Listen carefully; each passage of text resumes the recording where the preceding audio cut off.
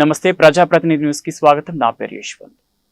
Trainee learners play స్కూల్లో తెలంగాణ బోనాల పండుగ నిర్వహించడం జరిగింది.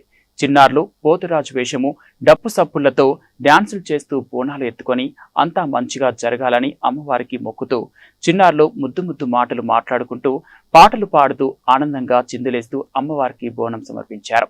ప్లే స్కూల్లో బోనాల పండుగ ఘనంగా నిర్వహించడం జరిగిందని trainee learners play school principal Bhavani Murali ఆనందం వ్యక్తం చేశారు.